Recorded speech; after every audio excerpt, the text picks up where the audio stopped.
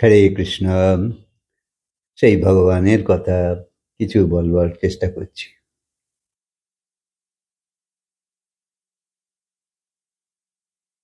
ভরসা শুধু ভগবানের উপর করো, কিন্তু আমরা ভগবানের উপর একটা ভরসা আছে, কিন্তু ঠিক ঠিক ঠিক নয়। অর্থাৎ নিজের মধ্যে কিছু সংশয়ও আছে যে ভগবান কি আর আমার জন্য কিছু করবে।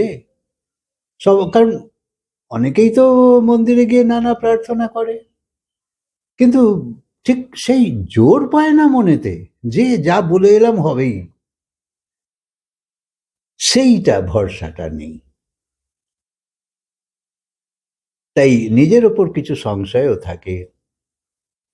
তাই এখানে আসার পর তুমি কি করেছো, সেটাই তো তোমাকে এখানে উঁচু নিচু করে দিয়েছে। তুমি দেখছো ও উঁচু, তুমি কিছু কম আছো, তাই তুমি ভাবছো আমি নিচুতে আছি। কিন্তু আশ্রয় তো ভগবানের নেওয়া উচিত ছিল। কিন্তু ভগবানের আশ্রয় আমরা নিলেও মনে ভরসা নেই, যতটা ভরসা আমাদের পয়সার উপর। তাই আমরা ভগবানকে একটু সরিয়ে রেখে পয়সার আশ্রয় বেশি চলে এসেছি। আমাদের পয়সার ওপরই সব ভরসা। স্বামীর ওপরও ভরসা নেই, স্ত্রীর ওপরেও ভরসা নেই। আমরা আশ্রয় নিয়েছি পরিবারের, পদার্থের, পয়সার, আর পরমাত্মার আশ্রয় নিইনি। তাই পরমাত্মার আশ্রয় মানে, পরমাত্মার আশ্রয় মানে যে ও যা করবে ব্যাস, যেমন করবে, যেদিন করবে, তাই মঙ্গলজনক। এই হচ্ছে ভগবানের উপর ভরসা। আশ্রয় মানে হলো, আশ্রয় মানে এই নয় যে তুমি অর্ধেক দিন মন্দিরে বসে আছো, ঘন্টা বাজাচ্ছ, এই করছো ওই করছো, ওইটা আশ্রয় নয়। আশ্রয় মানে তুমি যেখানে আছো, যেমন আছো, তাতেই প্রসন্ন থাকো যে সব সে লিখে পাঠিয়েছে। তাই এর থেকে বেশি ভালো আর কিছু হতেই পারে না। সংসারে কখনো ফুলের মালাও পাবে, কখনো জুতোর মালাও পাবে, এ সংসার। সবসময় তুমি মান নিয়েই থাকবে এ সম্ভব নয়, অপমানিত হবেই হবে। তাই যত ইগো কম হবে, অত অপমানিতও কম হবে। এই রকমই তুমি ভেবে চিনতে সংসারে চলা দরকার আছে। তুমি তো সুখ চাইছো, তো সুখ যদি তুমি চাও, দুঃখের ভাগ নিতেই হবে। কারণ একটা চাইলে আর একটাকে আমি চাইবো না, এ হয় না। তাই আশ্রয় মানে আমার নিজের উপর অত তো ভরসা নেই, কিন্তু ভগবানের উপর ভরসা আছে। তাই ভগবান আর্ত ভক্তকে খুব পছন্দ করে, যে যখন তুমি ভগবানের উপর ভরসা করছো যে তুমি যা করবে আর আমার হাতে কোনো উপায় নেই। আর ভগবানও তখন খুশি হয় যে তুমি আমার উপর ছেড়ে দিয়েছ। সাধু মহাপুরুষরা পদার্থ চায় না সংসারের, এটা চাই ওটা চাই সেটা চাই। তারা চায় খালি ভগবানের থেকে সদ্বুদ্ধি, যে সেই বুদ্ধি দাও যাতে তোমার উপর ভরসা করে চলতে পারি। আর ভগবান বলেছে যদি তুমি আমার শরণে এসে যাও, আমি তোমার দাস হতে রাজি আছি, আমি তোমার চাকর হয়ে তোমার সেবা করব। আর অনেক এরম ঝুড়ি ঝুড়ি প্রমাণও আছে শাস্ত্রে।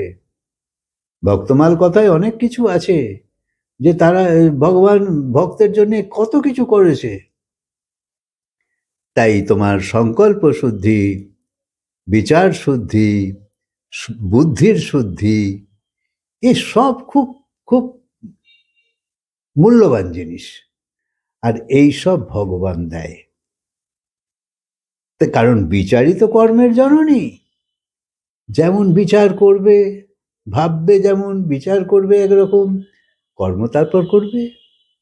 তাই বিচার একটা বিশেষ জায়গা। আর এই সৎসঙ্গ করলে তোমার পুরনো বিচার, মলিন বিচার, অপকারী বিচার, সেইগুলো আস্তে আস্তে সরে যেতে থাকবে। কারণ ভগবানের সঙ্গ হলে সেখানে মলিনতা কি করে থাকবে? তাই তোমার বিচারে যে ট্রান্সমিশন হচ্ছে তা সুন্দর এবং সঠিক হওয়া চাই। মনে রাখবে আমাদের মধ্যে সবাইয়ের মধ্যেই ট্রান্সফরমারও আছে, রিসিভারও আছে। অর্থাৎ কিনা তুমি যা ভাবছো তার তরঙ্গ বাইরে প্রকাশ হয়, আর যে আর তোমার সেই তরঙ্গ অন্য কেউ ধরতে পারে। যেমন তুমি চিন্তা ভাবনায় চলছো রাস্তা দিয়ে, তো তোমার মুখ চোখ দেখলেই বোঝা যায়। আর যদি তুমি কোনো কারুর কথা ভাবছো, তো সে হয়তো দিল্লিতে থাকে, তুমি কলকাতায় থাকো, কিন্তু তাহলেও সেই তোমার তরঙ্গ সেইখানে পৌঁছে যাবে। আর সেও রিসিভ করে নেবে, তার কাছেও রিসিভার আছে, সে রিসিভ করবে এবং সেও তোমার কথায় অমনি আরো প্রত্যুত্তর পাঠালো, এরম লেনদেন হয়ে যায়। অনেক সময় আমাদের এরকম হয় না যে ঠিক তুমি ফোন করলে আর তিনি বলছেন যে হ্যাঁ আমি তোমার কথাই ভাবছিলাম। অর্থাৎ কিনা এটা একটা সেই ট্রান্সফরমার রিসিভারের ব্যাপার। তাই যারা ভগবানের আশ্রয় নিয়েছে তাদের কি হয়েছে সেইটা দেখো, এই ভগবানের সঙ্গে তোমার ফ্রিকোয়েন্সি মেলাও, সেইখানে ট্রান্সফরমার রিসিভারের কাজকে যুক্ত করো। দেখো না, তুমি অনেক কিছু পাবে। যত ভগবান ভগবান করবে, ভগবানের সঙ্গেও যুক্ত হয়ে যাচ্ছ, তুমি বুঝতে পারছো না। তাই পরমাত্মার আশ্রয়ে গেলে প্রথমেই দুঃখ পাবে, এটা ঠিকই, আর ততটাই পাবে যতটা তুমি সহ্য করতে পারো, এবং অনেক দুঃখ পেতে পারো, কিন্তু তোমায় সহ্যও করাবে ভগবান। কারণ তারপরে অমৃত যেটা দেবে ভগবান, তার স্বাদ তোমার কাছে প্রকৃতই অমৃত রূপ লাগবে। ভগবান দেখতে চায় যে তুমি আমার কষ্ট পেলেও আমাকে ছাড়ছো কিনা, আমার আশ্রয়ে থাকতে রাজি কিনা। কারণ যদি যে টিকে যায় ভগবানের আশ্রয়ে, সে পাই, এটা ঠিকই। তাই তোমার ক্যাপাসিটির বাইরে ভগবান সুখ বা দুঃখ কোনোটাই দেয় না। ঘটনা ঘটছে, কিন্তু তার জন্যে তো অন্য কারুর মাথা ব্যথা নেই। তুমি প্রমাণ দিতে চাইলেও কারুর অত সময় নেই তোমার অত কথা শোনবার যে তুমি নির্দোষ। সংসারে এরামই তো হয়, একবার দোষ বলে বুঝে গেছে, তো তুমি যতই বোঝাও বুঝবে না সে। তাই তুমি নিজেই কার জন্য কতটা সময় দিচ্ছ? তুমি তো নিজেই নিজেকে নিয়ে সবসময় উদ্ভ্রান্ত। সবাই নিজের নিজের তালেই আছে। যদি সহ্যের বাইরে হয়, তবে প্রভুর কাছে একান্তে চুপ করে বসে যাও, কিছুক্ষণ একান্তে থাকবার কথা ভাববে। একান্তে, নিজস্বতা তোমার খুব উপকার করবে, মানসিক শারীরিক সব তোমার উন্নতি করবে। তাই বিবেচনা পূর্বক চলো, তবেই তোমার কল্যাণ হবে। হরে কৃষ্ণ। কথা আজকে বিরাম দিই, আবার বলবো।